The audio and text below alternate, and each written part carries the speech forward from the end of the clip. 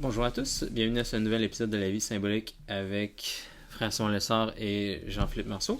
Comme j'avais mentionné dans notre dernier épisode à nous deux, on voulait continuer l'étude de nos approches respectives, cette fois-ci en étudiant une parabole que Simon a choisie et qui pense qu'il montre bien les forces de son approche. Donc, il avait choisi la parabole du retour du fils prodigue.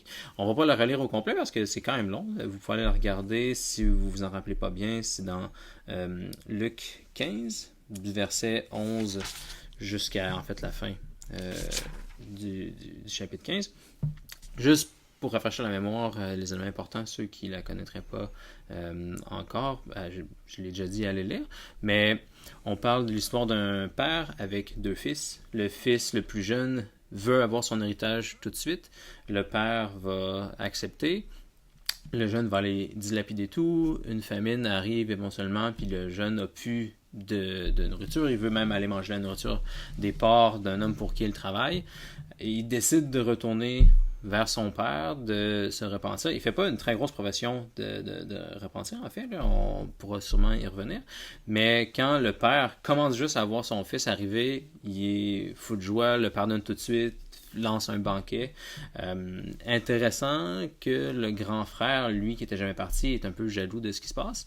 Puis le père explique qu'il fallait se réjouir du fait que le petit était mort et qu'il est revenu à la vie. Donc, on va en discuter davantage aujourd'hui avec nos approches respectives. Puis, vu que c'était dit Simon, je voulais te laisser commencer. Ouais, c'est vraiment une parabole que j'aime, mais qu'on peut avoir l'impression, surtout si on est chrétien depuis un certain temps, qu'on a entendu trop souvent, puis qu'on pense qu'on a déjà tout dit là-dessus. Mais comme toute parole de Dieu, plus on y passe de temps, je pense, plus on découvre sa richesse, puis que c'est inépuisable. Les pères de l'Église disaient de Luc 15 que c'était l'Évangile dans l'Évangile. Donc, la bonne nouvelle au cœur de la bonne nouvelle, parce que le centre de la bonne nouvelle, c'est la miséricorde de Dieu. Donc, un amour, pas juste qui donne, mais qui va jusqu'à la perfection du don, c'est-à-dire qui pardonne, qui va même jusqu'à aimer ceux qui, pas juste ceux qui ne méritent pas, mais ceux qui déméritent, en fait, ceux qui devraient avoir une punition, mais on leur fait des cadeaux à la place. Et c'est vraiment ça le cœur de la bonne nouvelle. Et puis, cette parabole-là veut mettre ça en relief. Puis, si on l'aborde, disons, d'une manière plus générale, là, je pense qu'on risque de se recouper, mais on verra. Je dirais que c'est un schéma que les théologiens au Moyen-Âge appelaient de exitus reditus, c'est-à-dire une sortie puis une rentrée en Dieu. On pourrait parler de procession aussi et de conversion dans une terminologie plus chrétienne. Ou encore, on pourrait tout résumer en disant la récapitulation. Donc, on a ça en Éphésiens, là, que tout a été récapitulé dans le Christ. C'est comme l'idée d'un cercle, encore une fois. C'est ça, la totalité se trouve dans cette histoire, dans cette parabole. La totalité de l'histoire du salut. Puis elle reflète aussi notre histoire à chacun. Puis on pourrait dire, même toute réalité, en fait. Ce serait presque, là, je sais pas, j'ai essayé de parler en termes symboliques, la structure de l'être, que ce schéma exitus reditus. Pourquoi? Parce qu'on voit un fils qui sort de la maison du père. Puis là, on pourrait en parler, il se passe des choses qui l'amènent à revenir à la maison du père. Puis, si on est attentif, on va voir que le fils cadet, lui, pêche contre ce schéma-là de l'être, c'est-à-dire soit il refuse le mouvement, ou en fait, sans s'en rendre compte, lui vit le même mouvement, mais d'une manière plus cachée et subtile. Puis je pense qu'avant de plonger dans la parole de Dieu, je dirais que ce schéma-là, il faut d'abord reconnaître qu'on le voit partout dans la nature. Donc, le cycle de l'eau, ça ressemble à ça un peu aussi. Donc, l'eau, mettons qu'on se dit que la base, c'est l'océan. Elle va s'évaporer, etc., retomber, recouler par les fleuves et les ruisseaux et les fleuves jusqu'à l'océan. Donc, on voit ce schéma-là. Mais à travers son chemin, le chemin, la course de l'eau, elle va donner la vie. Donc, c'est pas juste du mouvement pour du mouvement. C'est par ce cycle-là, on engendre la vie. On pourrait dire la même chose du soleil et de la lune, en tout cas d'un point de vue phénoménologique, c'est-à-dire qu'on voit le soleil et la lune à chaque jour se lever et se recoucher. C'est comme sortir de sa maison puis retourner dans sa maison, mais par leur passage, le soleil et la lune permettent la vie, permettent la connaissance en fait. Encore plus que la vie biologique, là, ils permettent qu'on connaisse. Sans lumière, on peut pas... En tout cas, nous les hommes, on est extrêmement limités dans la connaissance. Même chose, une plante, elle va sortir de la terre Et puis elle va croître, elle va produire, elle va s'extérioriser de plus en plus jusqu'à produire la fleur et le fruit. Le fruit va s'extérioriser totalement en tombant et même en mourant. Et puis finalement, ben, il retourne à la terre et là, il engendre comme ça une vie, mais une vie surabondante, généralement 10 pour 1, 100 pour 1, ça dépend des fruits. Puis même notre respiration, on pourrait dire que c'est un peu le même schéma. Donc inspirer, expirer. Encore là, un mouvement d'entrée et de sortie qui permet toujours d'engendrer la vie. Donc ça, c'est comme... Je sais pas si toi, tu observes la même structure un peu dans l'univers, là, physique au moins, là. Ouais. Ben même au niveau de l'esprit humain, on a quelque chose comme ça aussi où on est tout le temps en train d'osciller entre l'unité et la multiplicité. Là, où disons que je m'en viens, ou même on peut prendre la conversation qu'on est en train d'avoir. Là. Disons, il y a un but à la conversation, que c'est d'élucider un texte, mais pendant qu'on parle, on est aussi en train de faire une multiplicité de choses. Donc, de regarder à tel endroit, de dire tel mot, d'écouter telle autre personne, on est quand même un peu attentif à ce qui se passe autour dans l'environnement si jamais il arrive quelque chose de bizarre. Donc, on est toujours en train d'osciller entre un but précis puis une multiplicité de choses qu'on fait. Puis, on va dans cette multiplicité-là pour dire des choses, pour écouter des choses. Ensuite, on revient. Puis, on fait toujours ça de façon inconsciente. Au niveau de la structure globale, cosmique, ce qui me faisait allumer tout de suite qu'il y avait ça qui se passait dans ce texte-là, c'est l'histoire des deux frères. C'est assez commun dans la Bible où il va y avoir deux frères, un aîné, un plus jeune. Puis, Abel et Caïn, par exemple. Oui, Abel et Caïn, Ésaü et Jacob. Puis d'ailleurs, il y a toujours la structure, là, avant Jésus, c'est toujours censé être l'aîné qui est comme le bon représentant de son père. Puis il arrive un problème, puis c'est finalement le plus jeune qui va le faire. Donc, David étant le plus jeune de sa fratrie aussi, Joseph aussi. Exact. Puis Jacob qui va comme usurper Ésaü. Dans ce cas-ci, pourquoi je dis que c'est cosmique aussi, c'est que d'habitude, ce qui se passe, c'est une structure qui n'est pas juste liée au fils d'un même père, mais habituellement, ce qui se passe dans la Bible, quand une dualité est introduite, il y a un côté qui va être comme la droite qui représente l'identité qui vient au-dessus de cette identité-là. Puis ensuite, il y a la gauche qui va comme représenter le reste. Fait que dans le cas de des frères, ben, tu vas avoir le premier, disons l'aîné, que c'est lui la droite qui est censé représenter l'identité de son père. Puis ensuite, le deuxième frère qui va être plus la gauche, qui va couvrir comme tout le reste. Toutes les choses qui vont être construites vont avoir cet aspect-là. Peut-être mentionner deux exemples déjà dès la Genèse. Là. Dieu, au début, Dieu crée le ciel et la terre, puis après ça, dans la terre, ben, il va créer des images du ciel. Il va les créer comme les étoiles, puis après ça, dans la terre, il va créer aussi comme la terre puis la mer. Fait qu'il va toujours avoir comme un représentant de l'identité supérieure quand tu descends dans un niveau plus bas. Puis, ce qui se passe... il y a un problème avec cette structure-là, gauche-droite, dans l'histoire de la Bible, dans l'Ancien Testament, qui est juste résolue par Jésus, où, justement, comme je mentionnais, ce ne sera pas le fils aîné d'habitude qui va réussir à faire la bonne représentation de l'identité qu'il était censé faire. D'habitude, il doit se faire remplacer pour une raison ou pour une autre par le plus jeune. Puis, Saint Maxime le Confesseur parlait des péchés de la droite puis des péchés de la gauche, comme étant différents, mais comme allant s'appeler l'un l'autre ensuite dans nous. Le péché de la main droite de la personne qui représente l'identité, ça va être d'être trop rigide, pas miséricordieux, de ne pas vouloir accepter la multiplicité. Le pharisien, trop dans la justice. C'est ça, exact.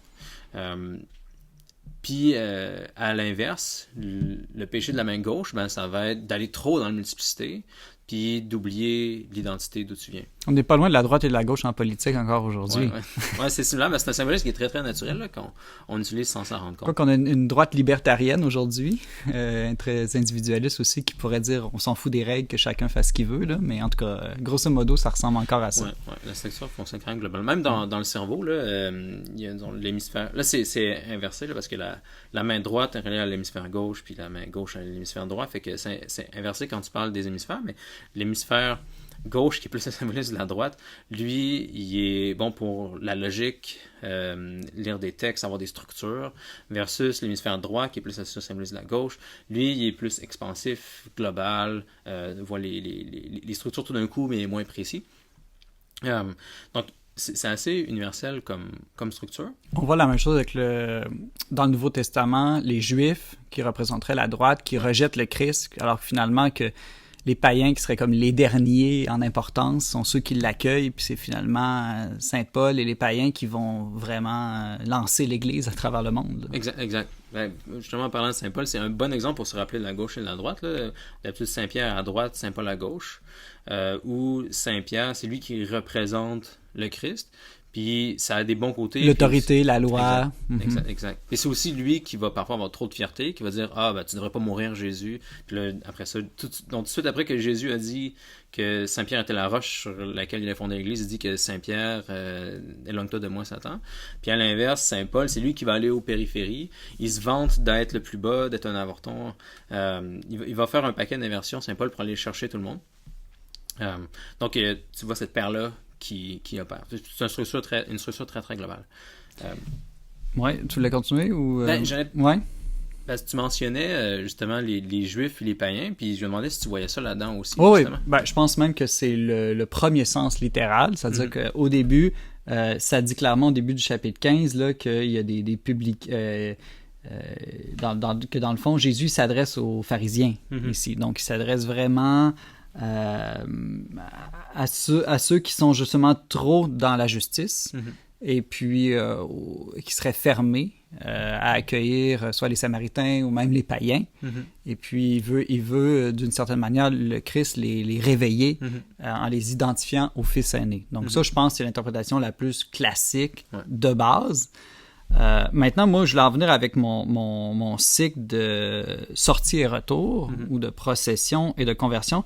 C'est de voir aussi que ça s'applique dans tout le mystère du salut. Donc, ça s'applique d'abord dans la Trinité même. Dans la Trinité, il y a 2 processions qui engendrent le Fils et l'Esprit.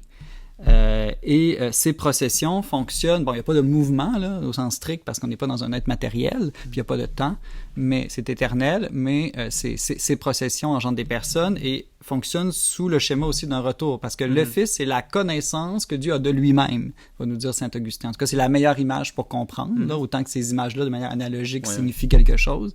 Puis l'Esprit, c'est l'amour que Dieu a de lui-même. Donc on voit encore que là, on est dans un schéma de cycle d'une certaine manière, puis ça engendre des personnes, cette connaissance et cet amour de soi-même, donc ça engendre la vie à son sens le plus suprême, parce que ça engendre Dieu, la vie divine. Bon, ici, il faut faire très attention quand on parle de la Trinité, là, il y a un seul Dieu, il y a pas, c'est pas des engendrements qui se passent comme une création est dans le temps, là, c'est éternel tout ça, donc Dieu fonctionne comme ça. Après ça, tu as des processions ad extra, que sont la création, l'incarnation. Donc, dans la création, encore là, Dieu manifeste son être autant que possible à travers la diversité et l'unité des êtres. Et puis, l'objectif de la création, quand même, c'est quand même de revenir à Dieu, d'être uni à Dieu. Après, on sait qu'à travers les anges et les hommes, les créatures intelligentes, il y a une rébellion, donc il y a une séparation de Dieu. Et le Christ aussi, dans sa vie, manifeste ce mouvement-là. Donc, il est envoyé, il est sorti du sein du Père par l'incarnation. Et puis, finalement, toute sa mission, c'est tranquillement de revenir au Père jusqu'à l'ascension, mais en amenant avec lui tous les hommes. Et donc, on voit, c'est ça, dans le Christ, à la fois par sa rédemption, sa résurrection, son ascension, son mouvement de retour. Puis, on a la même chose quand on regarde Israël, à plusieurs endroits, mais autant l'exode, l'exil en Égypte, et retour en terre promise, même chose, l'exil à Babylone, retour à Jérusalem. Bon, là, on pourrait extensionner même dans l'histoire. Il y a plein de mouvements comme ça dans toute l'histoire du salut. C'est toujours... Quand on lit l'Ancien Testament, c'est presque toujours la même histoire. Le peuple se rébelle contre Dieu, puis finit par revenir par l'intervention des prophètes qui réveillent sa conscience, on pourrait dire. Et puis l'Église, je pense que l'Église, c'est la même chose. On a parlé des Juifs et des païens, il y a quelque chose de ça aussi. Est-ce que il dit qu'à la fin des temps, il y aura une conversion massive des Juifs au Christ? Donc on verra probablement ce retour des Juifs dans l'Église, en tout cas selon la révélation. On pourrait imaginer la même chose avec les schismes orthodoxes et protestants. Il pourrait y avoir peut-être même de notre vivant, qui sait, ou en tout cas, c'est pas impossible qu'il y ait un retour massif de plusieurs personnes issues des communautés orthodoxes ou protestantes.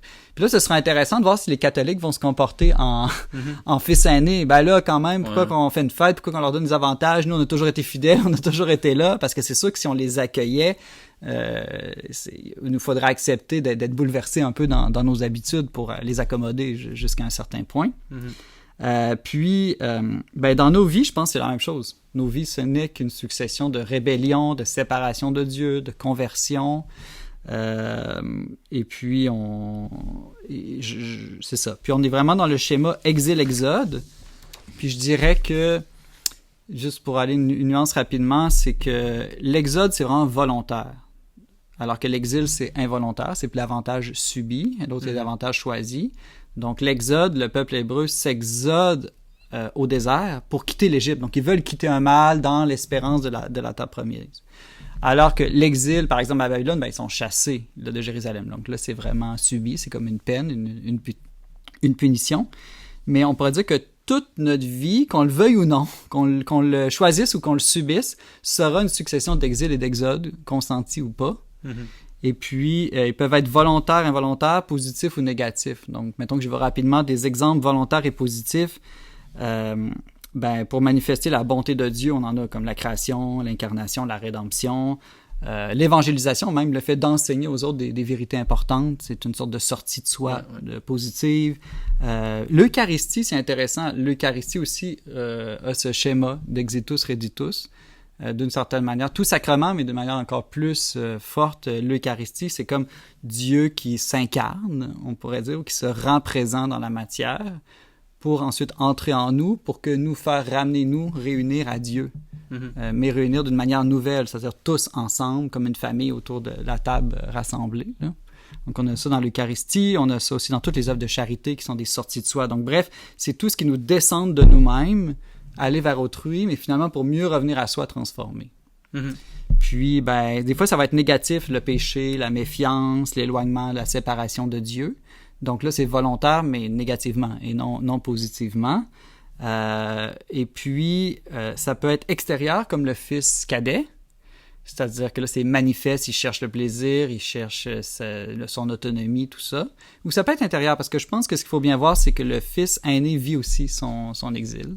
Comment? Ou son exode. C'est qu'en fait, il est resté à la maison, extérieurement. Mais intérieurement, il n'était pas vraiment uni à son père. Lui, ce qu'il voulait de son père, c'était pas l'amitié ou la relation personnelle à son père. Ce qu'il voulait, c'était les biens de son père. Il restait comme pour les avantages matériels, pour les richesses, pour le confort, pour la renommée, pour être un bon petit gars qui respecte les règles, par exemple. Donc, dans le fond, il n'était pas décentré de lui-même. Ce qu'il cherchait, c'était réussir sa croissance personnelle, réussir sa vie. Il n'était pas vraiment dans la communion, en fait. Donc, c'est un hypocrite. Puis là, c'est pour ça que ça fait penser aux pharisiens. Là. C'est pour ça que Jésus raconte ça aux pharisiens. Vous semblez dans l'Église, vous semblez au centre du temple, mais votre cœur n'y est pas. Vous n'êtes pas là pour les bonnes raisons. C'est comme quelqu'un qui va à la messe tous les dimanches, mais parce que la musique est belle, parce que c'est son club social, parce que c'est bien vu. Bon, peut-être moins au Québec, mais il y a des pays où c'est bien vu là, d'être à la messe. Donc, il n'est pas là intérieurement. Il est exilé intérieurement, subjectivement du Père, de Dieu. Puis, par contre, il peut aussi avoir des exodes ou des exils plutôt involontaires. Ils peuvent être négatifs ou positifs aussi. Donc, les involontaires, ça va être, mettons, la maladie, la souffrance, la guerre, toutes des choses que tu n'as pas choisies, que tu subis. Sauf que ce qui est intéressant ici, c'est que toutes ces choses involontaires qu'on subit, qui nous sortent de nos projets personnels, de notre confort, de comment nous, on voulait que notre vie se passe, si ils sont vécus avec le Christ, dans la charité, elles peuvent tourner toujours à notre avantage. C'est un peu la grande révélation chrétienne. Aucune souffrance est absurde et vaine. Si elle est vécue avec le Christ, finalement, elle va devenir le moteur de retour en Dieu. Et puis, pour avoir de l'involontaire positif, comme un appel vocationnel. Donc, si c'est pas une souffrance, mais tu es appelé quand même à sortir de toi. Mais c'est pas toi qui l'as choisi. C'est comme si c'est un appel extérieur. Tu es libre d'y répondre ou pas, là, par contre. Ou encore, tomber amoureux. Je trouve que ça ressemble un peu à ça. C'est comme, il y a des choix à faire, mais il y a quand même une rencontre qui a été produite par Dieu. Tu as le choix de dire oui ou non, mais si tu dis oui, ça va t'amener à sortir de toi dans le mariage. Tu vivras plus pour toi-même, mais pour autrui. Donc bref, en tout cas, c'est ça. J'ai essayé de montrer comment toute la structure du monde, toute l'histoire du salut, toutes nos vies va être dans des mouvements comme ça de sortie de soi, volontaire ou involontaire, dans la grâce ou dans le péché. Puis éventuellement, ce qu'il faut faire, c'est essayer de revenir à soi et en Dieu. Puis le point vraiment majeur, je trouve, dans cette parabole, c'est le verset pivot qui dit que le fils cadet entre en lui-même. Donc, je sais pas si tu l'as sous les yeux. C'est quand il est encore en train de servir en exil? Ouais, ouais, exactement. Donc, c'est le verset 17. Alors, il rentra en lui-même et se dit, « Combien d'ouvriers de mon père ont du pain en abondance, et moi ici, je meurs de faim.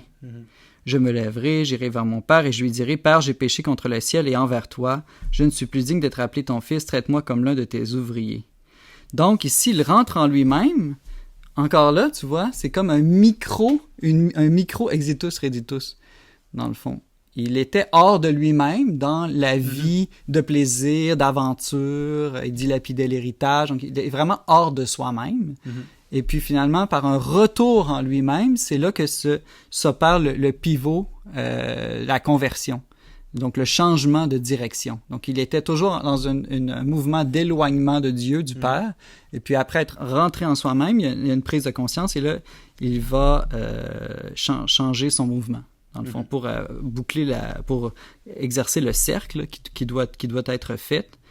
Bon, là, à ce moment-là, c'est pas encore parfait, là. Et dans le fond, il y avait eu faim avant ça. Puis ça, c'est intéressant parce que au début, il voulait être tout seul. Donc, dans le fond, moi, je vais être heureux puis libre, mais par moi-même. Puis, je demande l'héritage, ça veut dire j'aimerais mieux que tu sois mort, parce que normalement, l'héritage, c'est quand l'autre est mort. Donc, dire donne-moi tout de suite mon héritage, c'est comme j'aimerais donc mieux que tu sois déjà mort, papa. En plus, il s'en va, il le verra plus. Exactement. Il s'en va le plus loin possible pour ne même plus y penser, en fait. Et quand il y a faim, c'est comme un premier don de Dieu, la faim. Tu réalises que tu as besoin des autres. T'es pas autosuffisant, t'es pas autonome. Autonome, ça veut dire se donner à soi-même sa propre loi. Et donc la faim est un premier don de Dieu, mais c'est pas suffisant parce que sa première action c'est OK, j'ai faim, mais je vais encore essayer par moi-même. Donc je vais me vendre, je vais devenir un employé, je vais travailler, puis je vais subvenir par moi-même à mes propres besoins. Puis finalement ça marche pas. Mais vraiment là où il y a le point tournant, c'est que il réalise qu'il est responsable de ce que lui manque. Donc il fait pas juste réaliser qu'il y a une souffrance en lui, qu'il y a un manque, mais il réalise qu'il est lui-même la cause de la misère dans laquelle il s'est mis. Donc, il s'est mis dans la merde, puis finalement, il se dit, je vais me sortir de la merde par moi-même, mais finalement, il se retrouve dans la merde de part, ce qui est l'impureté absolue pour un juif. Puis là, quand il touche le fond du baril, c'est là que ses yeux s'ouvrent, sa conscience se réveille. Dans le fond, c'est moi le problème dans tout ça. Puis à partir du moment, quand on réalise qu'on n'est pas victime, mais qu'on est coupable, c'est là que le mouvement de retour va commencer à s'ancrer. Puis moi, ça a été un peu aussi l'histoire dans ma vie. Ça a été de dire qu'avant ma conversion, je pensais que le mal dans le monde, c'était toujours la faute des autres. C'est les syndicats, c'est le gouvernement, c'est les capitalistes, c'est les médias, c'est mes parents, etc. Mais c'était pas moi, dans le fond. Puis le jour que tu réalises que la cause première, peut-être pas unique, mais première de ton malheur, c'est toi-même, puis ta victimisation, c'est là que vraiment tu te rends compte que même si on changeait toutes les structures du monde, si toi, tu as un cœur corrompu, si tu es un voleur, un menteur, un manipulateur, dans une belle structure, un beau système politique, tu vas venir corrompre ce système-là. Donc oui, améliorons les structures et les lois du monde, j'ai rien contre ça, mais commençons par convertir nous-mêmes le cœur. Puis si tout le monde était converti dans une structure très imparfaite, ça ferait un très, très bon pays. À l'inverse, tous des cœurs corrompus dans un super bon système, le système à lui seul, autrement dit, c'est l'erreur des marxistes, là, de penser que le système à lui seul va convertir les cœurs. Alors que c'est plutôt les cœurs convertis qui vont produire le bon système. Je trouve ça vraiment intéressant quand tu vois la cosmologie derrière ça, derrière l'aspect rédempteur de l'incarnation, disons. C'est pas quelque chose que je vois si souvent dans l'approche symbolique, là. D'habitude, ce que je vois plus, c'est on va montrer, c'est comme cosmologique en premier, je dirais, là, avant d'être moral, là, où on va montrer qu'il y a une certaine cosmologie qui est décrite dans la Genèse, puis qui est brisée par la chute, puis ensuite, il faut comme réparer ça, puis une des conséquences, ça va être moral. C'est vrai qu'il y a la rédemption, mais c'est pas ça qu'on met de l'avant en premier. Fait que je pense que ça a quand même des conséquences sur comment... J'ai pas entendu très souvent... Peut-être jamais, disons, une lecture plus cosmique de ce texte-là. Il y avait un truc gauche-droite que je t'ai mentionné, mais c'est pas, disons, en lien avec l'aspect de rédemption spécifiquement de ce texte-là. Fait que je serais curieux que tu expliques un peu plus c'est pourquoi, de ton côté, tu vois que le but de la création, c'était la rédemption. Ouais, ben, dans le fond, quel est le but de toute chose? C'est un peu ça ta question. Dieu, un principe qu'on a évoqué dans notre dernière conversation, c'est que tout agent est nécessairement la fin de son action. Donc, un agent, c'est un être libre, là. C'est pas juste quelque chose qui bouge. C'est vraiment, pour faire une action au sens fort du mot action, c'est qu'il faut que ça vienne d'une décision. Donc, un agent agit au final toujours pour lui. Mais ça peut être fait de manière égoïste ou bien, là. Dans le fond, tu sais, je pourrais donner de l'argent à une femme pour essayer de coucher avec. Ça, ce serait au final pour moi, mais pas pour une juste intention. Ou je pourrais lui donner de l'argent parce que je vois sa misère, je suis ému, puis je veux vraiment l'aider. Mais au final, c'est pas de dire que c'est complètement séparé de moi, parce que moi, ça me transforme de faire ce don-là. Et moi, ça me donne de la joie ou du bonheur de me décentrer de moi-même et d'engendrer la vie ou de diminuer la misère dans le monde. Donc, on agit toujours en vue de notre bonheur. C'est une autre manière de le dire. Okay. Donc, tout ce que Dieu fait est au final en vue de lui-même, mais pas de manière égoïste. Et comme Dieu est déjà parfait, Dieu n'a pas besoin de... Lui, quand il fait quelque chose, c'est pas pour croître, pour faire de la croissance personnelle. C'est davantage pour manifester. Donc, la seule chose qui peut accroître, c'est quelque chose d'extérieur à lui-même. En lui-même, il est déjà parfait, mais il peut davantage manifester son excellence, sa bonté, sa beauté. Et donc, on le voit déjà dans la création, chaque créature et l'ensemble de toutes les créatures dans leur harmonie reflètent quelque chose de Dieu. Chaque créature, d'une manière différente, reflète une perfection divine différente. Donc, on peut dire que, de cette manière-là, le but de la création, c'est de manifester Dieu. Maintenant, Dieu, son suprême degré de bonté, comme j'ai dit au début, qui est exprimé dans cette parabole-là, c'est la miséricorde. Pourquoi? Parce qu'on pourrait voir 3 degrés à l'amour. Le premier, c'est la justice. Rendre à chacun son dû, c'est déjà être une bonne personne. Un bon employeur qui respecte les règles, qui paye les employés, un bon mari qui fait ce qu'il faut pour sa femme et ses enfants, c'est la base de la bonté. Puis il y a bien du monde qui n'arrive même pas à faire ça aujourd'hui, juste respecter en justice ce qui doit être fait. Puis le deuxième degré, c'est la libéralité, c'est-à-dire donner gratuitement, même ce qui n'est pas mérité. Parce qu'au niveau de la justice, c'est donnant-donnant, c'est au niveau du mérite. Puis la libéralité, ben là, dans la création, on est tout à fait dans la libéralité. Tu sais, avant d'exister, tu ne mérites rien. Donc, on est totalement dans un don gratuit. Des parents qui engendrent la vie, un enfant, mais enfin, il ne l'a pas mérité d'avoir la vie, c'est un don purement gratuit. Et puis, ben, Dieu fait ça aussi énormément, d'abord en créant. Par contre, il y a un suprême degré de bonté qui n'est pas juste de donner à ceux qui méritent, donner à ceux qui ne méritent pas, mais comme j'ai dit tout à l'heure, donner à ceux qui déméritent. Et ça, c'est aimer ses ennemis. Puis ça, c'est vraiment le cœur de l'Évangile. Or, il y avait une seule possibilité, si tu en connais d'autres, tu me le diras, mais moi, j'en vois pas d'autres, pour que Dieu puisse manifester qu'il était amour au point d'aimer ses ennemis. C'était de créer des êtres qui pourraient devenir ses ennemis, mais qui pourraient se convertir et redevenir ses amis. Pour ça, ça prend un mélange de 2 êtres, vraiment, un mélange bizarre de 2 êtres. Ça prend des êtres intelligents, parce que seuls des êtres intelligents peuvent faire des choix libres, peuvent être des amis et non des robots, et peuvent aussi refuser l'amitié. Et ça, on avait déjà ça avec les anges.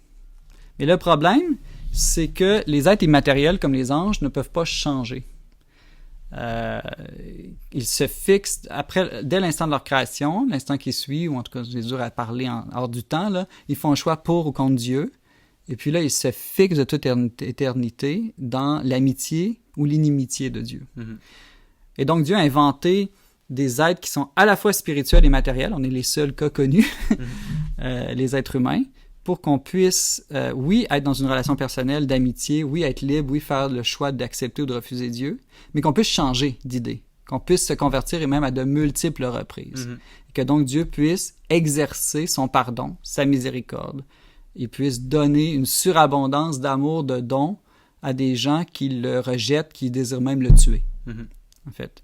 Et voilà la seule manière que Dieu pouvait manifester à quel point il était bon, jusqu'où il était bon, jusqu'à aimer ses pires ennemis.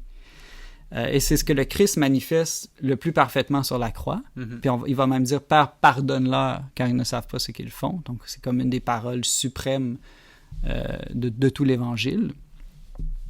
Et c'est même ce qui explique la création sensible, la création matérielle, non humaine.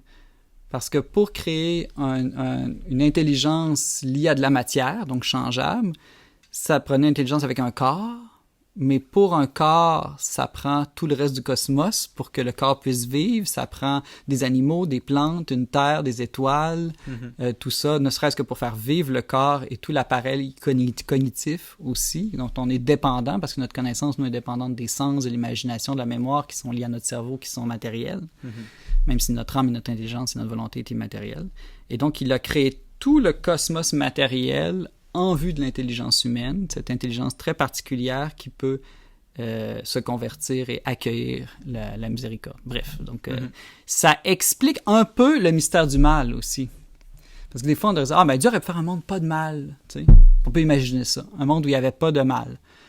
Oui, mais dans un tel monde, le degré suprême de la bonté divine n'aurait jamais été manifesté. Dieu aurait été miséricordieux en lui-même, mais il l'aurait jamais montré, il l'aurait jamais exercé en réalité. En permettant le mal et en sauvant et en aimant ceux qui ont perdu confiance en lui, qui sont devenus ses ennemis, ben voilà que la gloire de Dieu atteint son degré suprême possible. C'est bon. Je trouve ça assez convaincant. Disons, l'idée que la création a été faite par amour, ça c'est assez répandu, je pense, du côté de la foi. Pas sûr même qu'on a besoin de la révélation pour... C'est plus facile avec la révélation, mais je pense que par la raison seule, on peut comprendre que Dieu étant parfait, quand il fait quelque chose, il le fait par bonté et par amour. Ouais, je pense qu'il y avait déjà des néoplatoniciens qui avaient dit ça. Je ne sais pas à quel point c'était, disons... bien explicite chez eux, puis je sais pas à quel point il avait été influencé par des juifs puis des chrétiens aussi, en fait, quand ils ont écrit ça. Mais certains des néoplatoniciens, je pense que c'est après l'incarnation, qui écrivaient en disant que Dieu il est parfait en lui-même, il a besoin de rien, mais par amour, il peut créer quelque chose, une création distincte, qui va laisser libre de l'aimer. Je pense que c'est devenu le plus clair dans Saint-Denis l'Aréopagite qui reformule ça de façon plus chrétienne puis plus claire au moins. Mais disons, je me rappelle pas d'avoir vu là-dedans l'aspect aimer dans le démérite. Je trouve que ça explique bien la création, ça. Que Dieu crée quelque chose de distinct de lui-même qui laisse libre pour que cette création-là lui retourne par amour. Ça, je le vois. Mais l'idée spécifiquement que, disons, le plus grand amour que tu peux avoir dans tout ça, c'est... Peut-être, en fait, c'est ça la différence que je trouve intéressante. D'habitude, la façon dont j'en entends parler avec ce que je viens de dire avec Saint-Denis, c'est plus... Dieu voulait que la création retourne à lui. C'était ça l'important. Puis là, ce que je t'entends dire, c'est que Dieu voulait que la création retourne à lui, mais la façon la plus élevée dont ça pouvait se faire, c'est que la création retourne à Dieu après que Dieu ait montré qu'il aimait la création même en démérite. C'est ça. Parce que c'est comme aller chercher la personne qui était en train de courir en direction opposée à lui. À la différence de donner un tapis roulant à celui qui marche déjà vers lui, ça, ce serait comme aider celui qui mérite déjà en lui donnant un peu plus, ou le statique en l'attirant. Mais là, on a le gars qui court dans l'autre direction, puis il trouve le moyen de le retourner, puis d'aller le chercher tout en respectant sa liberté. C'est le mystère de la grâce ici, là. Ou encore, un autre exemple qui va être donné, c'est la libéralité, ce serait construire une tour, mettons. Mais la miséricorde, c'est la tour a été détruite, il y a un fossé, il y a un trou qui a été creusé, puis on part du trou, on part du négatif, dans le fond.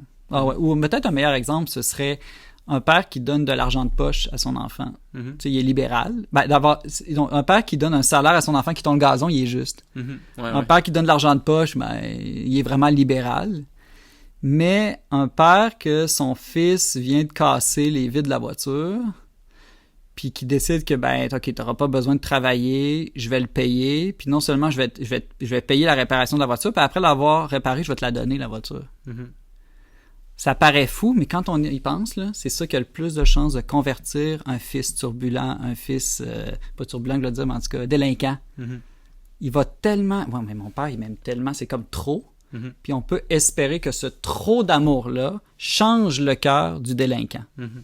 C'est un peu ça, la logique divine, d'une certaine manière. Ouais, ça me rappelle une bonne histoire que j'avais entendue de Father Mike Schmidt dans Bible in a Year, Catechism in a Year. Là. Il mentionnait que quand, à un moment donné, il était missionnaire quand il était jeune, là, avant d'avoir son appel pour être prêtre, début vingtaine, il était dans un groupe avec plein de jeunes. Puis apparemment, à un moment donné, il se comportait pas super bien, puis il était vraiment comme souvent en opposition avec le prêtre qui les accompagnait, puis à un moment donné, il décide d'aller à la confession, on parle de ça, puis là, en confession, il dit ce qu'il a à dire, le prêtre donne l'absolution, puis il donne une relativement petite pénitence, puis Father Mike était surpris, là, mais pourquoi c'est une petite pénitence comme ça? Puis là, le prêtre, il a dit, je te donne une petite pénitence, mais je veux que tu saches que je vais jeûner pendant 30 jours pour toi. Puis Non, fais pas ça, il se sent mal, j'imagine. Ouais, il dit que c'était une des grosses étapes vers éventuellement sa vocation. Mais, fait, comme tu dis, de faire une grosse... Il y a un saint au 20e siècle, Saint José Maria, qui disait un peu la même chose aux prêtres. Il disait, quand vous donnez des pénitences, il faut dire que c'était avant le Concile Vatican II, on donnait à l'époque des pénitences un peu plus grosses. Là.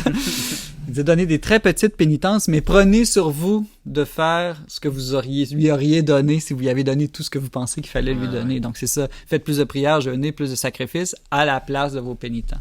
Il disait pas nécessairement de leur dire, mais des fois ça peut être bon qu'ils le sachent dans certains cas. Faut pas que ce soit vantard, évidemment, là, mais faut le faire surtout. Là. Mais je trouve ça vraiment intéressant comme approche, ça aide à comprendre certains trucs là, où disons c'est... J'essaie de comprendre, disons, aussi l'intérêt de deux approches. Je pense qu'il y a l'approche symbolique qui est davantage, disons, cosmologique de prime abord pour expliquer que le but de la création, c'est de l'unir à Dieu. Ça semble résonner, disons, de ce que j'observe, là, beaucoup avec des gens qui viennent d'un milieu peut-être plus protestant où on leur fait surtout peur de l'enfer.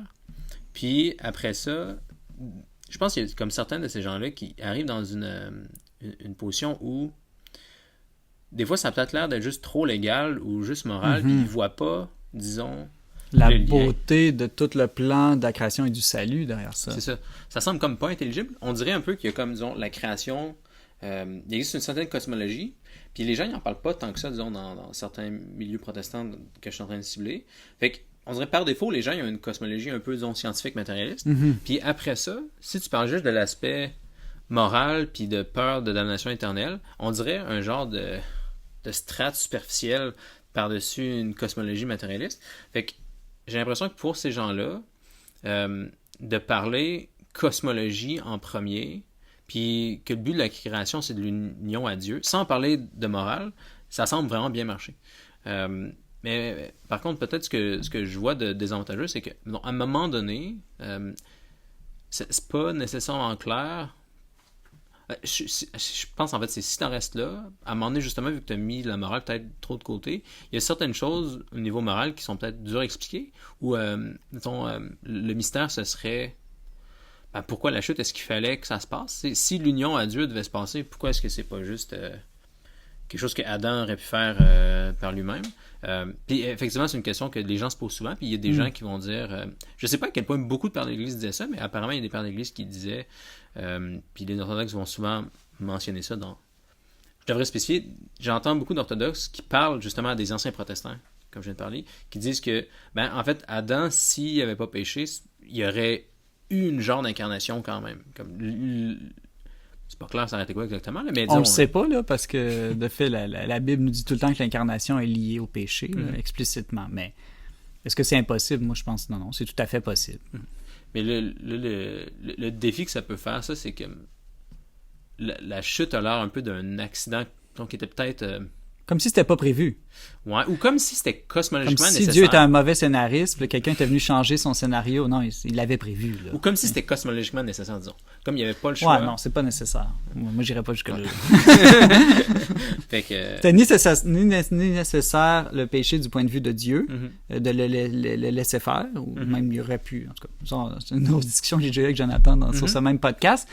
Moi, je pense que Dieu est totalement libre dans tout son agir ad extra en dehors de lui-même, là. Création, incarnation, rédemption. Maintenant, c'est vrai que s'il avait fait les choses différemment, peut-être que tout le monde et l'histoire seraient complètement différentes, comme on a déjà discuté. Mais même chose, c'est pas nécessaire du point de vue de l'homme non plus. C'est pas comme si il est nécessaire que toi tu pêches. Là. Sinon, on n'est plus libre, en fait. Là. Puis c'est pas un péché. La définition même d'un péché, c'est que c'est un acte libre où il y a une connaissance suffisante que c'est mal, et puis un plein consentement de la volonté. T'es pas sous la contrainte de quelqu'un avec un gun sur la tête qui dit t'es obligé de faire ça. Là, Ouais. Peut-être aussi ce que je trouve intéressant de parler de cet aspect moral-là, puis du fait que, disons, l'amour de quelqu'un en démérite, ça aide à comprendre, disons, peut-être plus pourquoi Jésus peut transformer la multiplicité en gloire. Pourquoi la couronne d'épines, par exemple, dont on avait parlé la dernière fois. Ça aide un peu plus à comprendre toutes les images qu'on avait de transformer la mort en gloire. J'ai l'impression de les voir peut-être un peu plus maintenant centrés autour du fait que d'aimer dans le démérite, c'est ça qui est le plus beau, en fait. C'était ça le but. Fait que ces images-là, disons, je peux voir qu'elles sont toutes cohérentes entre elles d'un point de vue symbolique. Puis je peux voir que le but, c'est de ramener à Dieu. Je peux plus facilement comprendre maintenant pourquoi ce serait plus beau maintenant d'avoir la couronne d'épines versus ça aurait été quoi l'équivalence en la chute, là. Je pense qu'aussi que un des problèmes de notre époque, dans la modernité, c'est l'individualisme. Puis l'individualisme fait qu'on voit plus notre dépendance, notre interdépendance, toutes les relations qui nous unissent les uns aux autres, le sens du tout. Et puis ça fait qu'on peut avoir tendance à prêcher un évangile, comme on voit dans certaines églises protestantes, pas tous, là, très psychologisant. En fond, c'est comment le christianisme peut t'aider toi dans ta quête personnelle de croissance, de réussite, ou même de salut là, pour aller au ciel. Ce qui est pas mauvais, le but c'est d'aller au ciel. Mais d'en rester là, alors que finalement notre regard reste centré sur moi, mes besoins, ce que ça fait pour moi. Or, la logique de la charité, c'est de devenir plus préoccupé par autrui que par soi. Ce qui va être à notre avantage au final, hein, parce que Jésus dit qu'il perd sa vie, la retrouvera, la trouvera. Et l'approche où on manifeste plus le plan général du salut, le plan général du cosmos, nous recentre davantage sur la gloire de Dieu. Et là, dans le fond, c'est pas juste comment moi je peux être aidé par Dieu, comment Dieu peut m'aider. Puis on peut facilement tomber dans le péché mortel ici, c'est-à-dire où j'instrumentalise Dieu. Dieu devient mon serviteur, au fond. Dieu guérit moi, Dieu obtient moi ceci, Dieu fait que je réussisse cela, etc. Et là, tout d'un coup, on inverse la tendance. Là, c'est moi qui entre dans le plan de Dieu. Dieu, que veux-tu que je fasse dans cette grande histoire du salut? Puis comment, moi, je peux te manifester? Comment ma vie peut être un autre Christ? Comment moi je peux révéler quel Dieu d'extrême bonté tu es par mon agir, par tout mon être. Et là, d'une certaine manière, pour faire ça, je pense qu'il faut davantage voir les connexions entre toutes choses. Puis c'est ça que je trouve très riche dans l'approche symbolique, c'est qu'on remet de l'avant comment toute chose est liée. Et qu'on peut pas, c'est ça. Et donc on retrouve, je dirais, le tissu, pas juste le tissu social, mais le tissu de l'être. C'est vraiment une grande toile, en fait, toute l'histoire et tout le cosmos. Oui, c'est très intelligible. Ben justement, mosaïque, là, l'image de la mosaïque est toujours bonne, en fait. Ouais.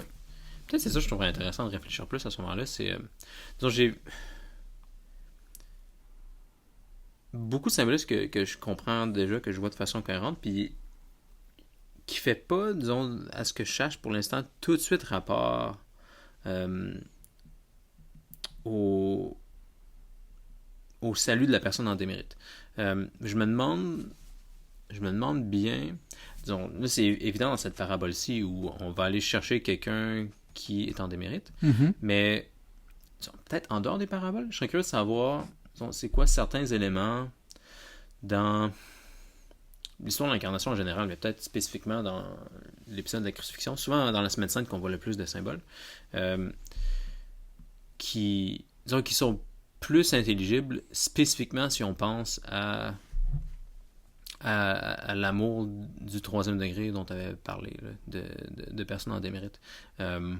Énormément d'épisodes de la vie de Jésus, envers la Samaritaine, par exemple.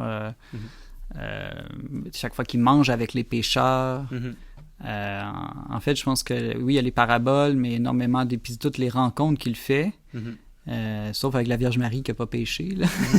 Mais toute personne ne mérite. Zachée est un bel exemple aussi.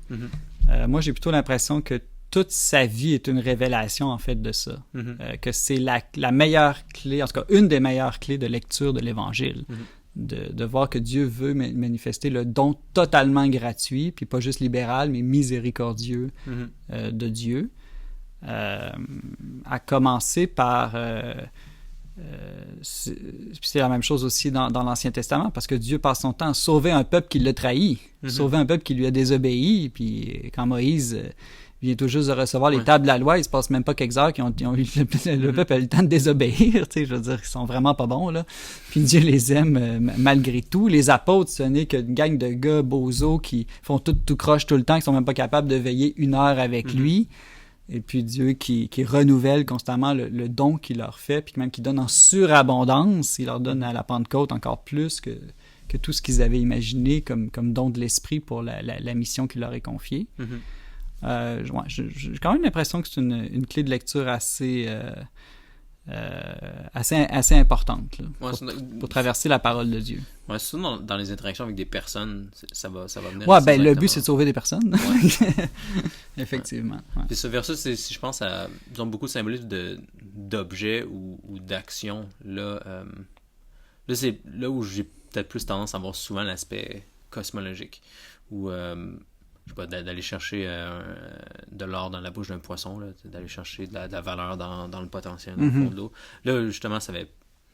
c'est pas comme si... Tu peux pas voir facilement du démérite dans ça. Là. Ça semble être plus la structure de base de la Genèse, où dans le potentiel, tu vas chercher de la valeur. Là. Mais je pense mieux voir un point en t'écoutant, là, c'est que ce qu'il faut bien voir, c'est que, oui, l'Évangile parle toujours de comment être sauvé, soit personnellement, des fois collectivement aussi. Dans l'Ancien Testament, c'est plus comment collectivement on va être sauvé en groupe, dans l'arche, par exemple, au désert, etc.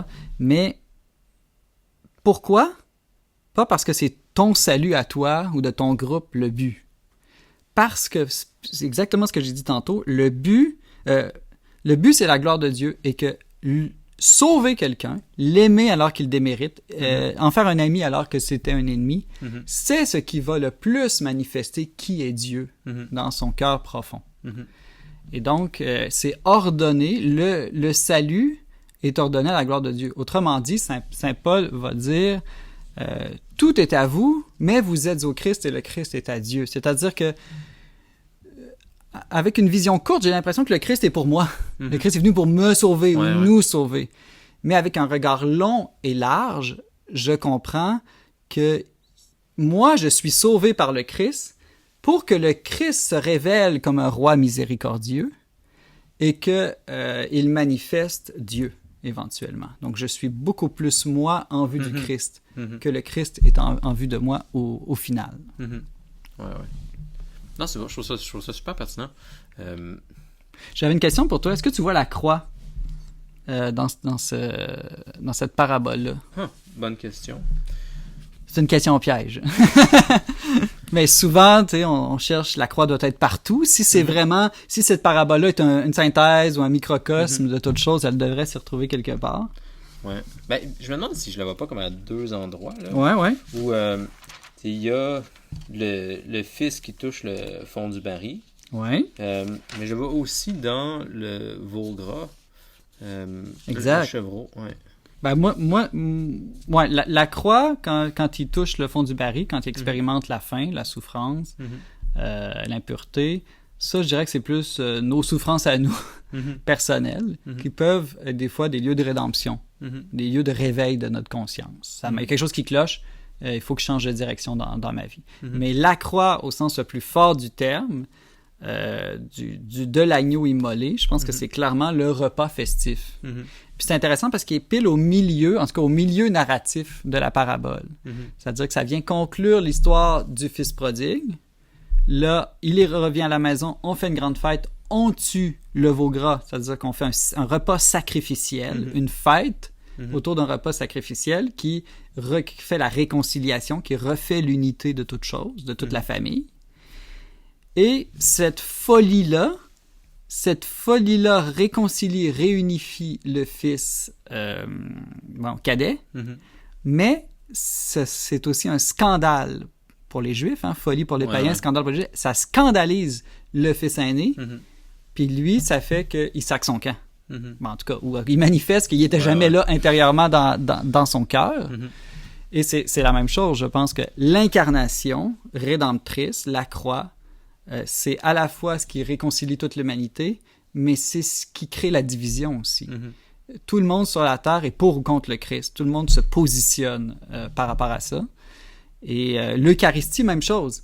La plupart des protestants, c'est l'Eucharistie qui les dérange.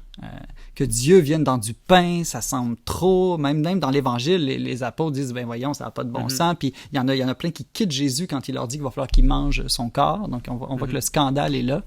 Et le scandale est là parce que c'est comme la folie d'amour est trop grande, d'une certaine manière. Puis on voudrait nous contrôler Dieu, limiter Dieu. Non, Dieu peut quand même pas aller jusque-là. Dieu peut pas utiliser ce moyen-là.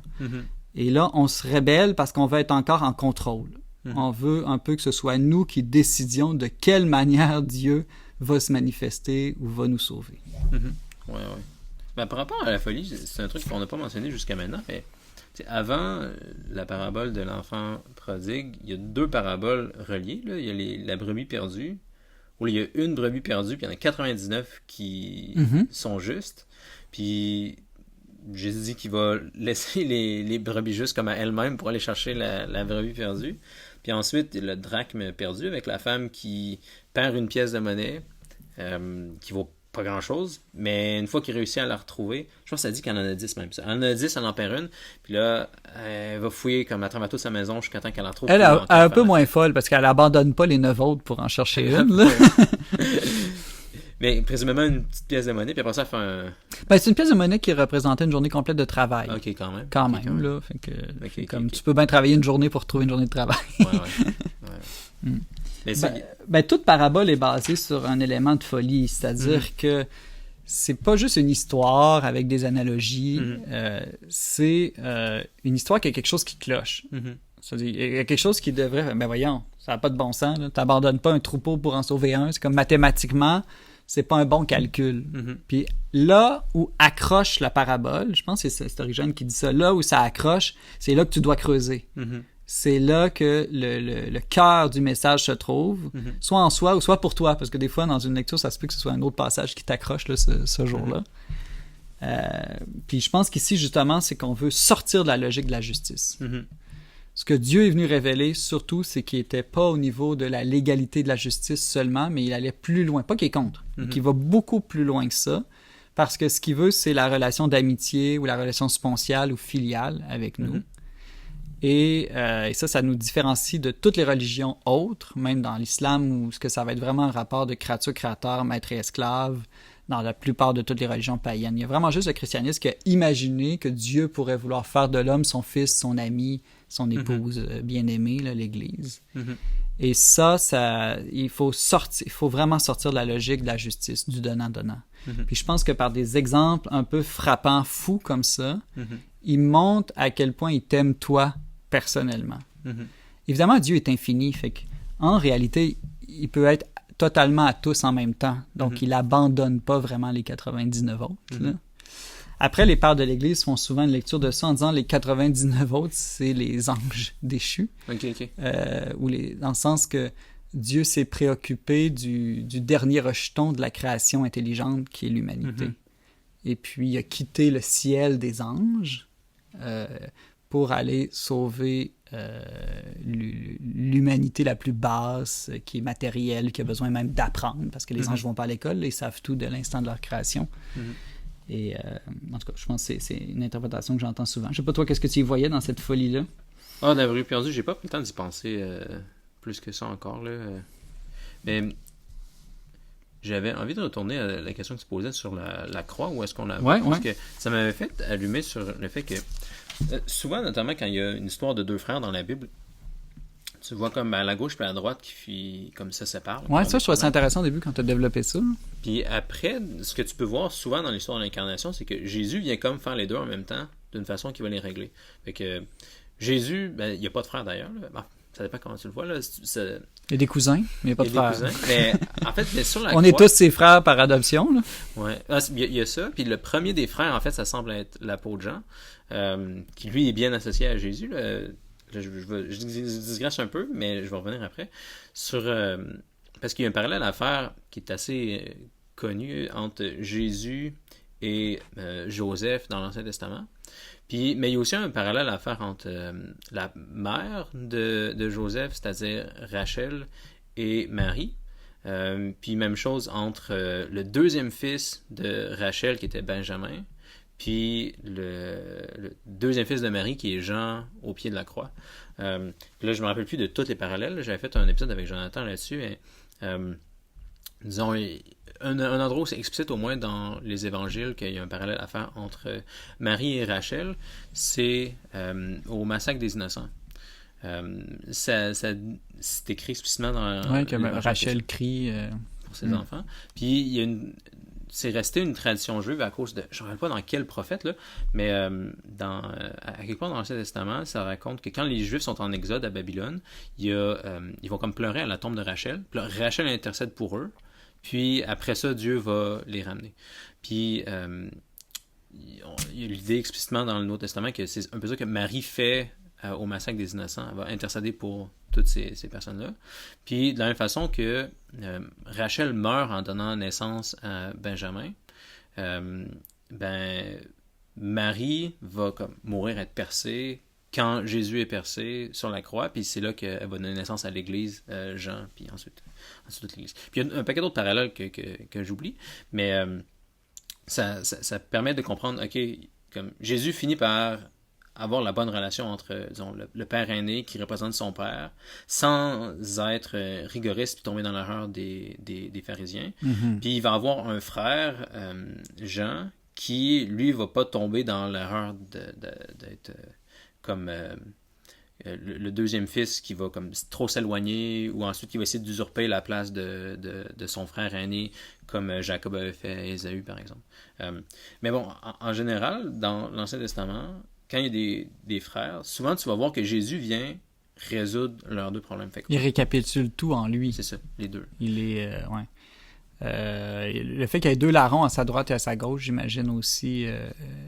C'est ça, c'est relié à la gauche et à la droite encore, là, parce que là, il y a dans l'iconographie, c'est comme ça que ça va être dépeint d'habitude. Il y a le larron pénitent à sa droite qui vient prendre comme les brebis, puis il y a le larron qui n'est pas pénitent, qui est repoussé à sa gauche comme les boucs. Par contre, aussi, on voit difficilement comment Jésus prend celui qui refuse la miséricorde, non? Si c'est... effectivement, sur la croix, là, on dirait qu'il repousse. C'est pas dit qu'il ne sera pas, mais... c'est-à-dire, dans la parabole des boucs et des brebis, là, on dirait qu'il va être repoussé. Mais il y a d'autres passages dans... surtout, je pense... Mais les deux larrons, pour moi, représentent bien les deux fils, par contre, de la parabole. Celui qui se durcit par rapport à celui qui son cœur fond, puis accueille la bonne nouvelle. Oui, t'as raison là-dessus, là. Puis un troisième fils dans la parabole, on l'oublie, là. Ah ouais? Ouais. Lui qui est dans les champs? Non, c'est un petit jeu, mais c'est celui qui raconte. OK. C'est Jésus lui-même qui est le fils du Père. Et qui, lui, fait le schéma, comme on a parlé tout à l'heure, d'exitus reditus. Mais lui, il le fait pas parce qu'il est pécheur. Lui, il le fait pour aller sauver les pécheurs. Donc, il le fait vraiment pour... comme c'est ça, c'est le schéma de la mission. Et puis, il prend sur lui, on peut dire, l'humanité. Donc, il assume en lui l'humanité pour toute la ramener vers le Père. Puis, je me demande si on peut pas imaginer que l'incarnation, c'est l'équivalent du moment où le fils cadet rentre en lui-même. C'est comme si l'incarnation, c'est la première humanité, c'est la tête, la première humanité qui va être sauvée, qui va faciliter ensuite que tout le corps suive. Donc, un peu quand tu rentres en toi-même, tu sais, c'est comme au début, c'est au niveau de ta pensée, c'est le sommet de ton être qui se convertit. Puis après ça va amorcer la marche concrète de toute ta vie et tout ton corps pour rentrer à la maison. Donc, je pense que ça peut être une autre analogie ici. Là. Ouais. Mais par rapport à ce frère-là, en général, comment on commençait à parler des pères de frères dans l'Ancien Testament, puis d'habitude, Jésus vient faire les deux. Fait on a parlé un peu de Caïn et Abel la dernière fois, je pense, par exemple, là, où Jésus va être un agriculteur comme Caïn, il va dans la ville à cause de Rome, comme Caïn, mais il va aussi être Abel parce que c'est un berger qui s'occupe de ses brebis, il va être nomade, là, il va se promener. Fait il y aurait beaucoup à dire là-dessus, mais tu vois que Jésus vient être à la fois Caïn et Abel, puis résoudre leur opposition. Il va faire la même chose avec Jacob et Ésaü, comme souvent les pères de frères problématiques qui viennent y régler. Fait que là, ça me donnait envie de voir, dans ce cas-ci, est-ce que Jésus vient comme faire les deux chemins, mais bien? Puis... il respecte parfaitement la loi, Jésus. Ouais. De ce point point de vue. le fils aîné. Oui, exactement. Ouais. Après, il ne pêche pas. Mais comme je disais, soit il prend sur lui le péché des autres. Donc ça, c'est une autre manière de dire qu'il assumerait le péché du fils cadet. Mais n'oublions pas qu'il y a un péché du fils aîné aussi. Là. Donc il prend les deux péchés. Ou c'est pour ça que je t'ai dit, lui, il sort, mais il sort pas pour se perdre, mais il sort pour aller sauver le perdu. Exact. Donc, c'est ça que je voyais parce ce serait la manière qu'il ferait le même chemin que le fils cadet, mais pas pour la même raison. Exact. Tu dis ça, puis je pense que je vois des parallèles parce que, disons, le fait, par exemple, d'aller de dilapider avec des prostituées, il y a des images de mariage de Jésus avec la Samaritaine. Dans l'Ancien Testament, souvent, quand il y a un des patriarches qui s'en va à un puits, puis là, une femme lui donne de l'eau, c'est comme une image de mariage qui s'en vient. Mais Jésus va faire ça avec la Samaritaine qui pardonne. Il va aussi avoir... il y a l'image des cochons, là, des païens, d'aller jusque chez les païens. Puis Jésus va faire ça. Il va aller se promener jusque chez les païens. Il va éventuellement aller chercher les païens. Fait il réussit à aller jusqu'aux extrémités du frère cadet, mais bien. Il va aller comme sauver la prostituée au lieu d'aller dilapider son avoir avec elle. Oui, c'est ça. Il va en périphérie du centre, mais sans y rester. C'est ça. Mais le fils... cadet, le fils aîné, lui, il ne faut pas oublier qu'il n'est pas sorti. Il aurait pu essayer d'aller sauver son frère, là, aussi.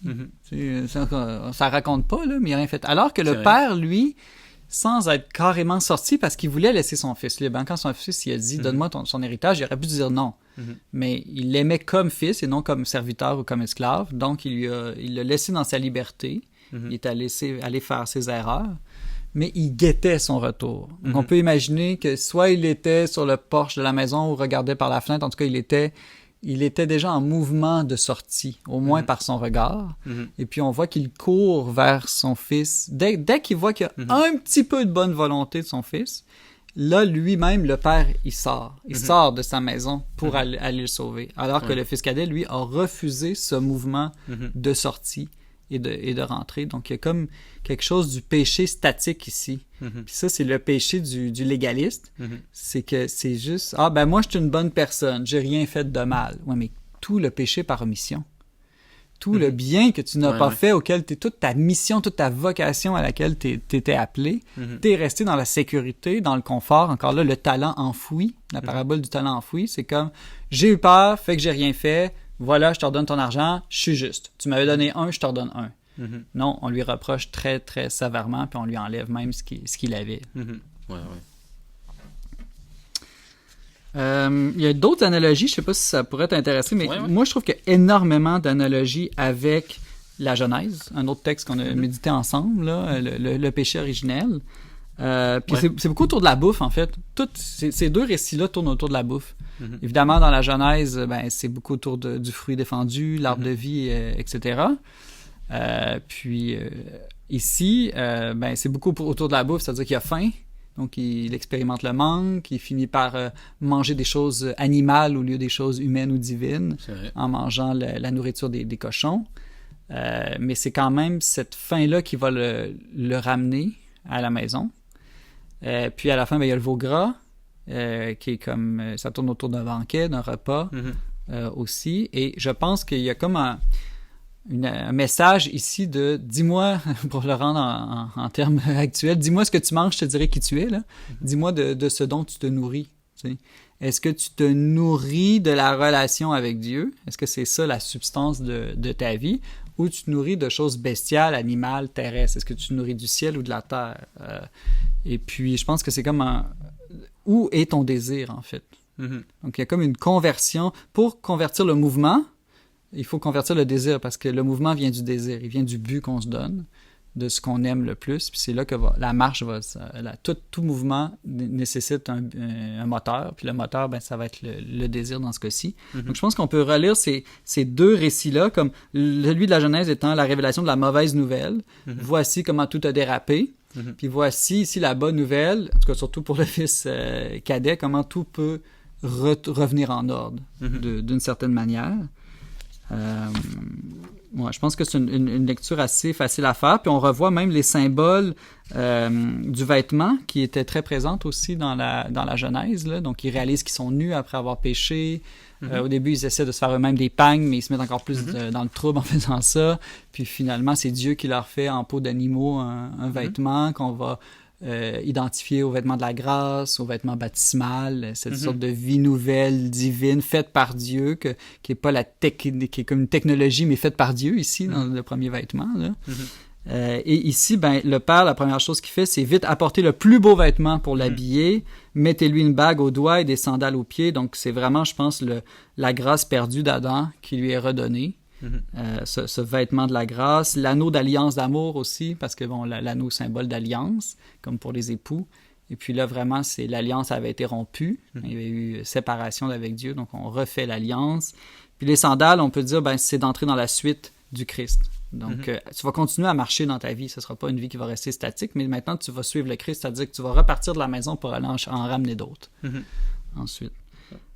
C'est vrai que les parallèles avec la journée sont intéressants. Je n'avais pas allumé, mais effectivement, c'est un truc que je ne sais pas si tu l'avais dit, mais ça commence parce que le fils cadet voulait le fruit tout de suite. Là. Il voulait la fortune tout de suite en commençant. Par soi-même. Ouais. Donc, il veut avoir tout par soi-même. Alors que, justement, ben, peut-être ça que tu allais dire, mais dans la Genèse, ça dépend comment on lit, mais éventuellement, je pense qu'ils auraient pu manger du fruit. Mais au moment que Dieu aurait choisi. Et là, ils l'ont pris par eux-mêmes. Donc, ils ont voulu avoir le bonheur par leur propre force. Et ben ici, c'est la même chose. Il l'aurait eu, l'héritage. C'est sûr qu'il l'aurait eu. Mais je le veux tout de suite par moi-même maintenant. Ouais. Puis ensuite, avec l'événement, c'est intéressant aussi parce que, disons, il y a Adam et Ève, quand ils se rendent compte qu'ils sont nus, c'est une nudité de honte. Ouais. Quelque chose qui est mauvais. Puis mais qui est un don de Dieu aussi, la honte. Parce que cette honte, c'est ça, cette honte permet de voir que j'ai fait le mal et donc permet un moment de conversion, un début de conversion. Oui, ben, comme justement le fils cadet quand il est avec les cochons. Puis, en fait, je pense pas que ça parle explicitement de ce qu'il portait à ce moment-là, mais on peut imaginer que c'était pas très glorieux. En tout cas, c'était pas le plus beau vêtement parce que le père a demandé, en le voyant, là, il n'y avait pas de l'air beau d'après moi. Puis, les choses qu'il donne aussi, tu as mentionné les sandales. Ouais. Et moi, ça me fait aussi tout de suite penser à Moïse, qui doit se couvrir les pieds, qui doit enlever ses sandales pour être face à Dieu, mais le fait que l'événement soit transformé en gloire, là, c'est comme des signes qui est en union avec son père, là. C'est des vêtements de gloire, on peut dire. Là. La sandale, c'est aussi la distinction entre l'esclave et l'homme libre. Dans l'Antiquité, je crois, là, c'est-à-dire que les esclaves étant pauvres étaient nu-pieds. Puis c'est eux d'ailleurs qui nouaient les sandales aux hommes libres, aux gens riches, etc. Ils prenaient soin des pieds de ceux qui étaient chaussés. Donc en lui remettant des sandales, c'est je te redonne ta dignité de fils. Tu n'es plus un serviteur ou un esclave. Toi, tu n'es pas quelqu'un qui va marcher nu-pied dans la maison. Toi, tu vas avoir des sandales. Ouais. Il faudrait que je pense plus, mais il y a peut-être quelque chose avec les épines aussi. Là. Saint Jean d'Anis, quand il parle de Moïse puis des épines, il dit quand on tombe dans la multiplicité avec les épines, les pieds sont vulnérables. Fait qu'on doit mettre des vêtements de peau, on doit mettre des vêtements, mais aussi des sandales. Puis on enlève ça pour retourner dans le jardin. Donc quand Moïse monte la montagne, c'est comme s'il retournait en Éden en jeûnant, en enlevant les sandales. Mais là, il va manger de la viande, contrairement à ce qu'il y avait dans la Genèse. Contrairement à ce qu'il y avait avant le déluge même. Puis il va porter des sandales, contrairement à ce que Moïse doit faire quand il retourne dans le jardin. Fait que, genre, tu as peut-être déjà des indications là que on va plus loin que la logique, disons, de ramener à l'état qu'on était avant le péché. On va faire plus. Une des choses qui scandalise en fait, c'est ce qui Exactement, scandalise il dit, t'as jamais fait de fête pour moi, donc c'est ça. montrer qu'il lui a donné plus. C'est ça, exact. Il y avait aussi, j'aimerais revenir sur le symbole de l'Eucharistie, là, ce grand banquet-là. On mange à la table de Dieu, en lien avec la nourriture. Vraiment, c'est que à ce moment-là, on mange à la table de Dieu. On mange à la table du Père. On mange le pain de Dieu, on mange Dieu lui-même. Puis dans le fond, on devient ce que l'on mange. Donc, on est divinisé de cette manière-là. Puis, c'est important, c'est ça, c'est un sacrifice repas. Il faut tuer le veau gras. Puis c'est quand on y pense, c'est ça, c'est que la vie vient de la mort. D'une certaine manière. Il a fallu que quelque chose, une créature se sacrifie pour que toi, tu puisses vivre. Même les légumes, il faut qu'ils meurent. Même pour les végétariens, il y a quelque chose qui meurt pour que nous, on ait la vie. Et donc, vraiment, ici, on a la croix. Là, on tue l'agneau pour que nous, on ait la vie. Puis, pour preuve que c'est vraiment la croix, c'est le verset suivant. Parce que le verset suivant, après « Mangeons et festoyons », c'est « Car mon fils qui voilà était mort, il est revenu à la vie, il était perdu, il est retrouvé. » Donc, on a la Pâque ici, le passage de la mort à la vie, qui vient dire, ce repas-là, il manifeste quoi? Il manifeste le passage de la mort à la vie. Ouais. Non, c'est clair qu'il y a un lien avec Pâques, là. En plus, si je me rappelle bien, quand les Juifs célébraient la Pâque, la façon dont il immolait l'agneau, c'était comme en le crucifiant, là. La façon dont il était attaché. Là. Fait que c'est quand Jésus arrive à Jérusalem pour la Semaine Sainte, puis que les gens commencent à faire le sacrifice de la Pâque, ils voyaient comme des millions, des centaines de milliers, il y avait vraiment beaucoup de Juifs, là, qui immolaient des agneaux crucifiés comme ça. Donc, après ça, quand Jésus fait la même chose, c'est ça. Tu vois vite le lien, là. OK, c'est lui l'agneau de la Pâque, là. C'est lui l'agneau du festin ici. Un autre point que j'ai toujours trouvé intéressant, puis qui est dénoté par la plupart des exégètes ou des pères de l'Église, c'est quand le Fils, il dit « Je me lèverai, j'irai vers mon Père » au verset 18, « et je lui dirai, Père, j'ai péché contre le ciel et envers toi, je ne suis plus digne d'être appelé ton Fils, traite-moi comme l'un de tes ouvriers. » Là, on se demande justement, est-ce qu'il regrette vraiment? Je pense que tu l'as évoqué tout à l'heure. Je pense que non. Je pense qu'on est plutôt dans ce qu'on appelle ici en théologie dans de l'attrition que de la contrition. C'est-à-dire qu'il a peur des conséquences du mal qu'il a fait. Ici, il voit que j'ai faim, je suis traité comme un esclave, je vis parmi les cochons. Dans le fond, c'est comme la peur de l'enfer. Il vit en enfer, d'une certaine manière. Puis là, parce qu'il souffre de ces maux-là, c'est ça, son premier mouvement de conversion, c'est de l'attrition. C'est simplement ne plus vouloir être dans la souffrance. Et puis là, il s'apprête à dire ça à son père, puis ce qui est intéressant, c'est qu'il n'a pas le temps de finir sa phrase. Le père le coupe carrément, et puis il lui laisse pas le temps de terminer, de dire « Traite-moi comme l'un de tes mercenaires. Parce que tout de suite, il veut susciter en lui justement la contrition. Le but du père, c'est de lui dire non, tu vas pas revenir ici juste pour être dans le confort puis ne plus souffrir. Moi, je veux que tu aies une contrition, c'est-à-dire que ta peine soit de m'avoir fait de la peine à moi. Ta peine, ça va être d'avoir blessé notre relation père-fils. Et que tu redeviennes vraiment mon fils. Et puis, il lui coupe la parole parce qu'il lui coupe une parole de mensonge, en fait.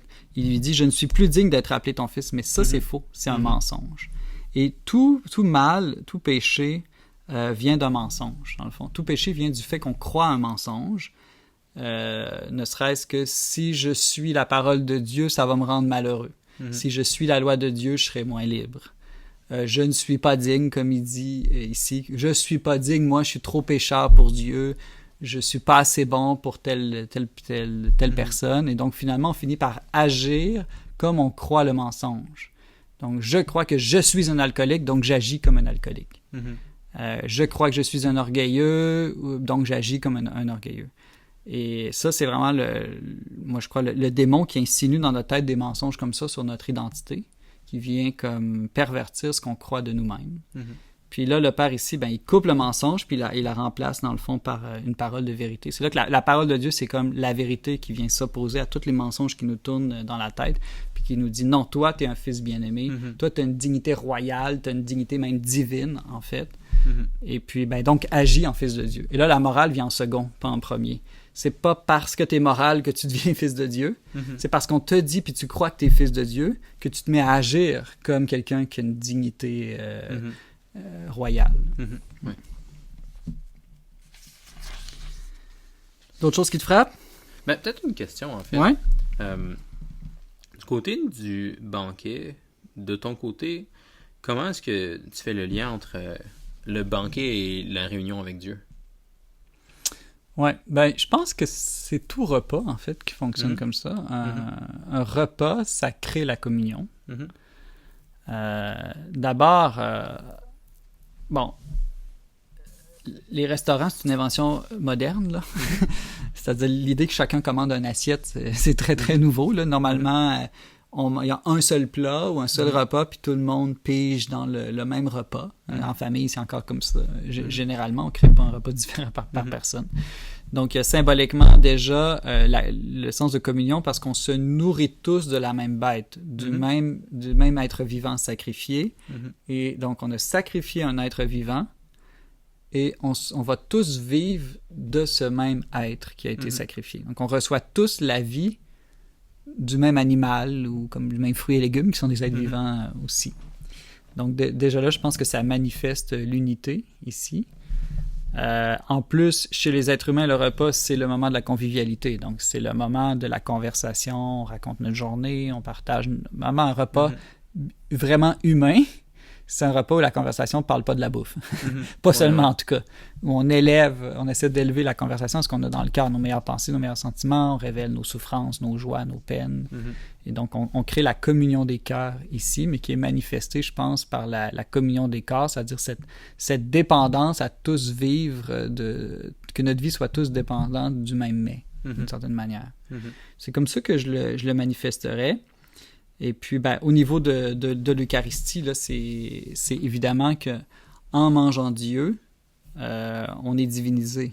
Et donc, on devient tous semblables en devenant tous à la ressemblance de Dieu.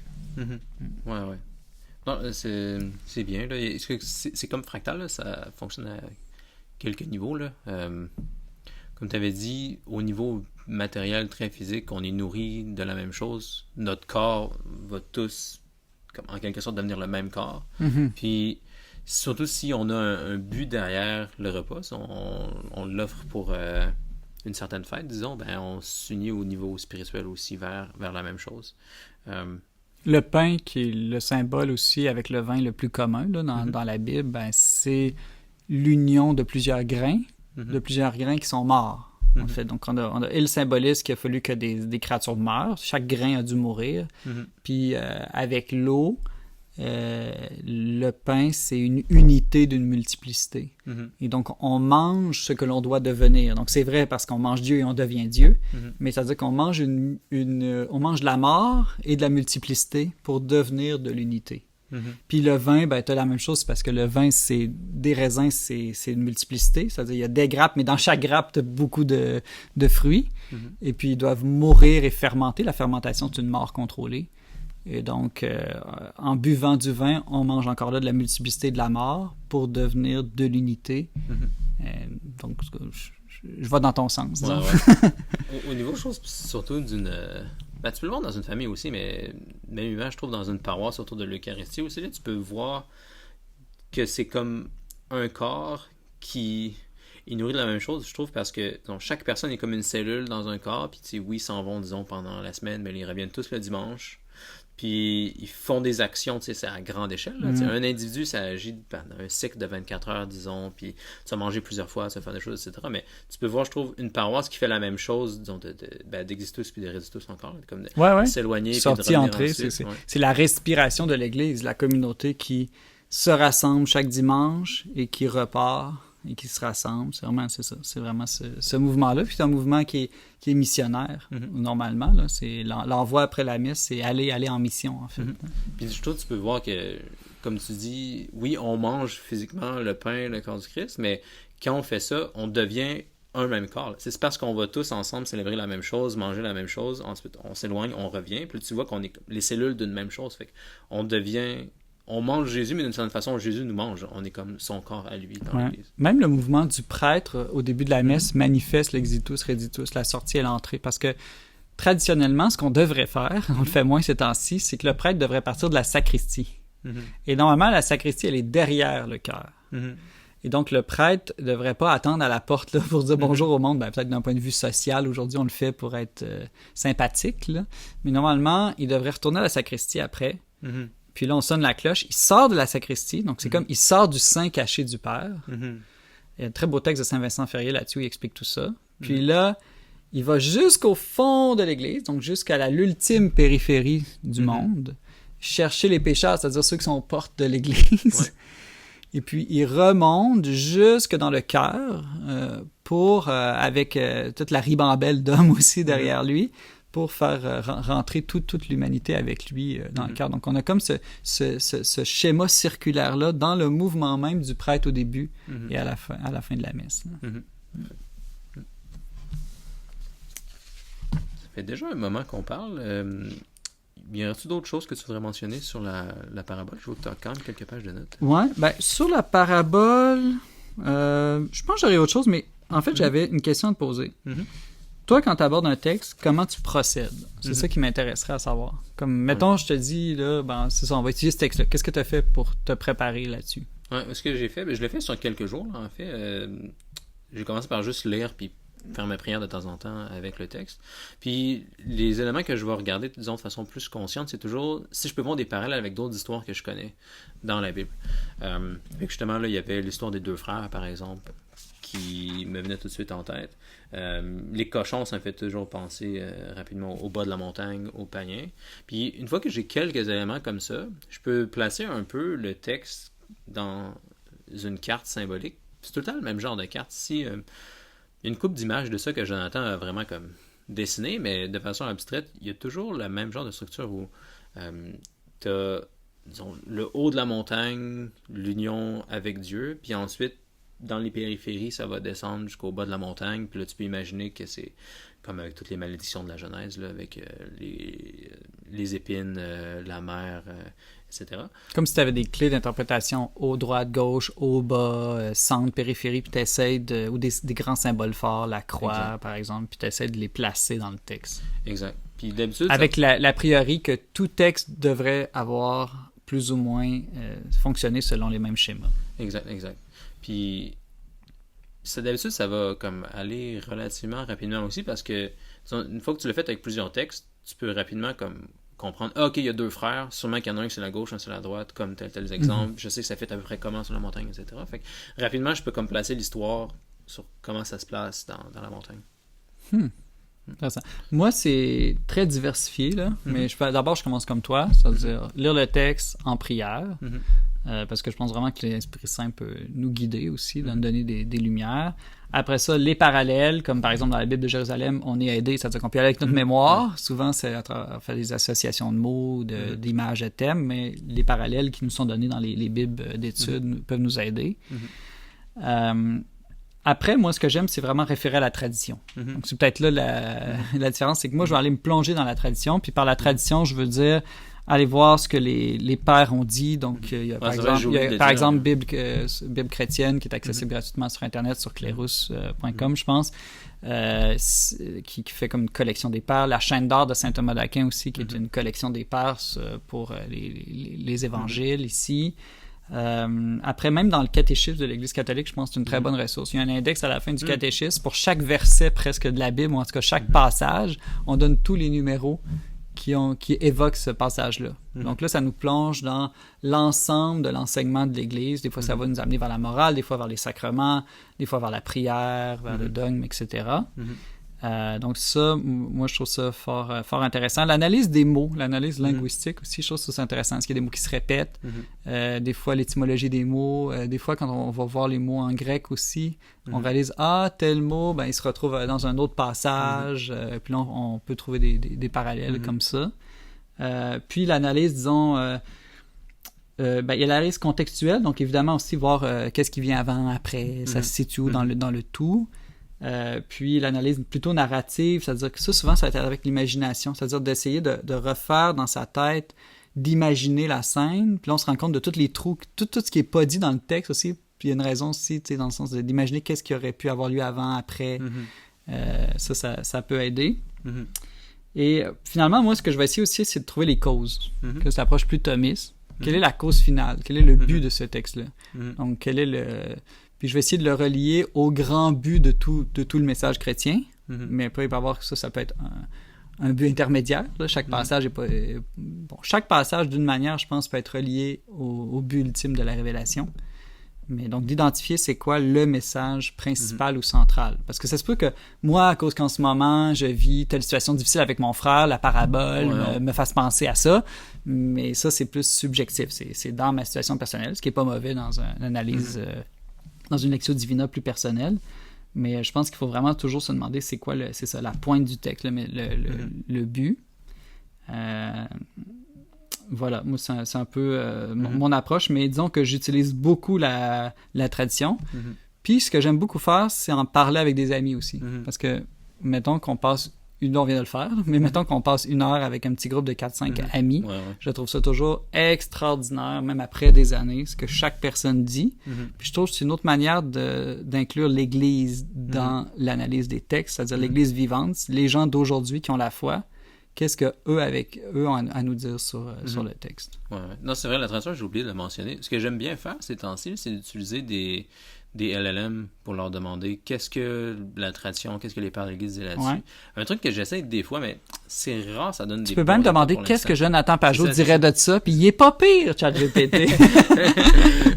dans ce cas-ci, c'était comme...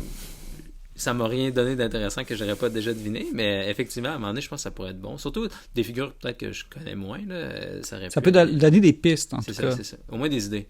Puis, dernière chose, c'est vrai que ça vaut la peine de dire aussi de l'approche symbolique, qui est important si des gens veulent l'appliquer aussi. Là. Donc, le danger, des fois, quand on voit des connexions symboliques en différents textes ou dans un même texte, là, c'est ça peut avoir l'air un peu superficiel puis pas rigoureux. Puis la façon habituellement d'éviter ça, c'est que si tu commences à avoir un parallèle, disons, entre le fils aîné puis